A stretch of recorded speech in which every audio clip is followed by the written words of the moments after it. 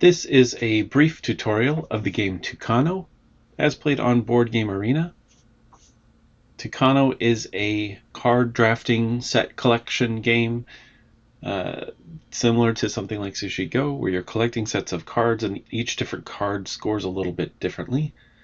And you go through an entire deck of cards by taking a column of cards each, and they continue to refill.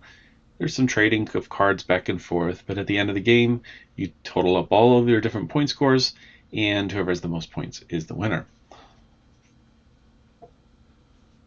BGA has a nice interface for this, where each card, when you hover over it, tells you a couple of things about how that card will score, and about how to use that card. So, for example, here, this tells you exactly how this acai berry card scores. It says for each card that you get an increasing number of points. For one of those berries, you get 1 point, 2, you get 2, 3, you get 3, but then 4 is 5, and then 8, and then 13. So if you can get up to the max number, it can start to exponentially grow. However, the other piece of information that it shows you is how many cards of those exist in the deck itself. And in this case, there are only 6. So to get that 13 points, you would have to get every single acai berry in the deck, which is possible, but a little harder to do. That's why it rewards those extra points. In the case of the fig, you only get points if you get more than 2 of them, and there are only 4 in the deck, so it's a bit of a risk to pick those up. You don't want to have just one, or you actually lose points. The coconut, on the other hand, you only want one, because every one that you get decreases the amount of points that you score for coconuts at the end of the game. And then this is the Joker, or the rainbow card, and you basically keep it until the end of the game, and then you can assign it to be whatever fruit you want it to be. So that can be really nice. The green player got pretty lucky here that it showed up at the very beginning and they're the first player, so they were able to take it right away, but typically that's going to show up at some point in the deck because there's only one of them. To get cards on your turn, you simply choose a column and take all of the cards in that column. And these columns are going to fill after every turn. So after you take a column of cards, then there will be one card added to each column. So sometimes a column is only going to have one single card. Sometimes it's going to start building because maybe it has some cards that aren't as valuable in them, but then if there are 5 of them or 6 cards, then that's worth taking one bad one to get 4 or 5 good ones. So typically they start to grow and they will eventually get taken by someone who it's worth the risk for. There are some special cards that come in the later half of the deck that I'll go through in a minute, but these are just basic scoring cards. And so green player is going to take column B, obviously, because it's the Joker there, but he'll take that, and then 1 is added to each one. Let me see a few other things here. This line here is only bad. There's only 2 of them in the deck, but if you get both of them, that's a negative 8 points. So you definitely don't want to do that. This one here has this little triangle in the middle. That basically means if you get the most of this type of fruit, then you get whatever reward is on the right here. So in this case, if you have the most avocado cards, you get 3 points per avocado card. Otherwise, you get only 1. And ties don't mean you have the most. You have to have strictly more than everyone else. So in this case, you have to have 3 avocados. Or you could have 2 and everyone else has 1, but you know for sure if you get 3 of those, you're going to have the most at the end of the game.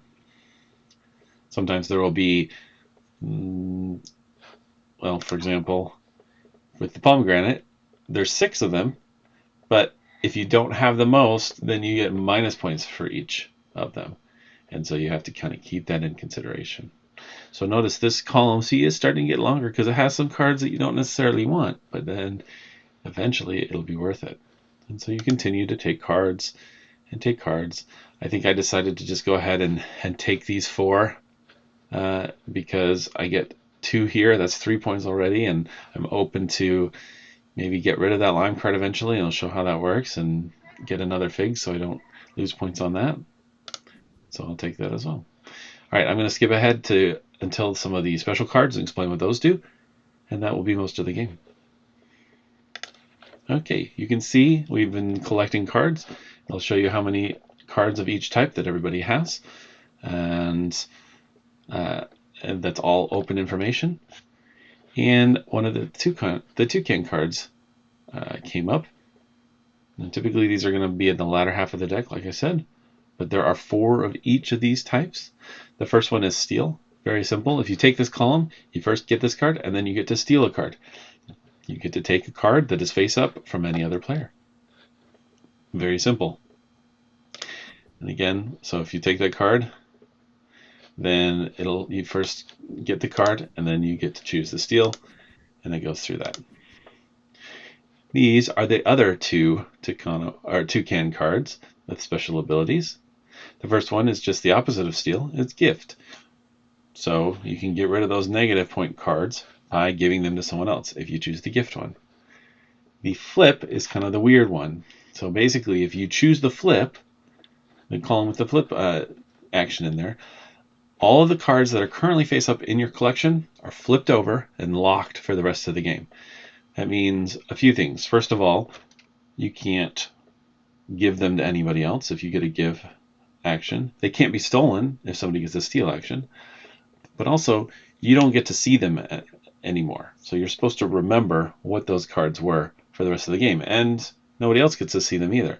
So they have to remember what you had and try to figure that out. And so that might be something like, was I collecting figs? How many of those did I have?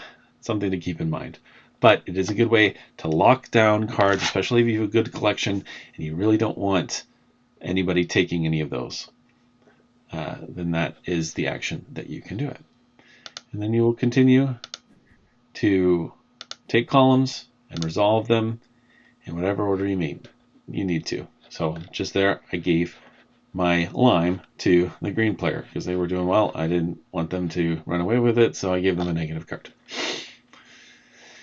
The game ends as soon as the cards run out, and then once that happens, then we wait until there's only 1 column remaining, and then the game ends immediately. It should be an even number of turns for every player. And the game will, so the cards will run out, somebody will choose a column, somebody else will choose a column from the last 2, and then the game ends. Nobody has to take the last column. And then each fruit is totaled up, figured out what their score is at the end of the game, and the one with highest score wins. Hope this is helpful. Thanks.